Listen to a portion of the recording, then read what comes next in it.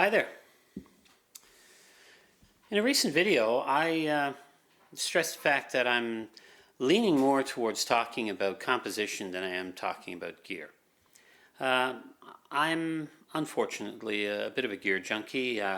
The bad case of gas may not be completely cured, and as a result, well, maybe I've talked a little too much about the tools of the trade and not enough about the actual work involved. Photography for me needs to be fun. That means I need to produce images that I can like, that I myself can enjoy. If other people enjoy those images as well, yes, that's a plus. But I'm trying not to live in this world of measuring yourself by how many likes you get. Do I enjoy having people like my videos? Of course I do. We all like to be appreciated for what we're doing. However, we shouldn't let it become a measure of ourselves. Too many people now on social media measure themselves by how many followers they have, how many likes they have, which again has lost sight of the why. And let's get back to photography. The why is getting a good picture.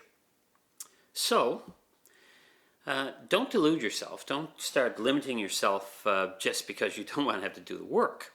I mean, I could have left this camera in JPEG with this body cap lens and just go and click away and not worry about anything and get a lot of really horrible pictures. Hopefully that won't happen, because my reason for using this camera right now again goes from Ted Forbes' idea of let's keep it simple and work on one thing at a time. And the one thing I'm going to be working on right now is composition. That's why I've even chosen to shoot in black and white. However, despite using monochrome for my JPEGs, I am shooting JPEG plus RAW, so I do have the RAW file if I want to do a different black and white conversion, or if it turns out I'd rather see it in color. So, what has this limited me? How has it limited me, and how has it freed me? It has limited me because, of course, with an f8 lens, I'm not going to be shooting in low light situations, very low light. And I'm also not going to be getting limited depth of field. Mind you, that tends to be somewhat overused anyway. We don't need to always blow at the background. We might actually want to compose something where the background becomes an element. So I have to do that. I have to carefully examine what I am shooting. I have to look and say, okay, is this a texture that looks good in black and white? Where should I place the elements? There is no zoom involved, so I have to zoom with my feet. I have to move back and forth, move around in order to find the best angle, to get the best image. Remember what I said, it is a subtractive process. I have to find a point of view that will eliminate the distractions I don't want in my image. Now, when it comes to the artistry of photography, a lot of people will say, well, you have to know the rules, you have to know all the rules, that's it, you know the rules, you follow the rules. That's a good way to learn. Some people never learn the rules, yet they take magnificent pictures. And the reason is that innately they are following the rules because they aren't really rules at all. Instead, what they are a recognition of what we as human beings find pleasing in an image.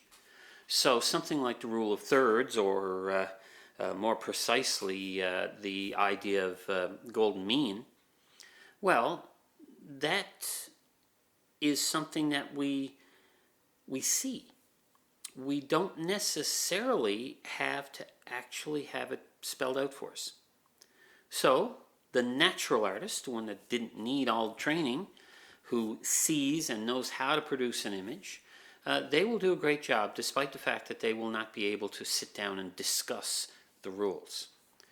On the other side of things, of course, if you stick to the rules fastidiously and never break them, your images are all going to have a certain sameness to them, something that maybe will make them a little stale. Regardless of that, get out there and take some pictures. Use these cameras to produce good images, images that you yourself can be proud of. And if nobody else likes them, well, hey, that's not the point right now.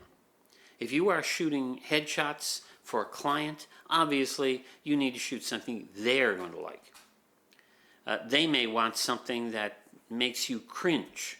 However, if that's what they want, you are no longer an artist as such right now. Instead, you are performing a task for an employer. However, for your own photography, get out there and do what pleases you. And let's face it, the great artists of history, most of them didn't think about what somebody else was going to think of their art. Instead, they just produced it. And it became great, not because they planned it to be, but because people actually liked it. Well, I hope you've liked this video. If you have, please click like. I know, hypocrisy. If you want to see more videos like this, click subscribe. And of course, if you have friends or anyone that you think might benefit from a video like this, click share. And next time, hopefully, I will have learned enough about Final Cut Pro to be able to show you some images properly. Bye for now.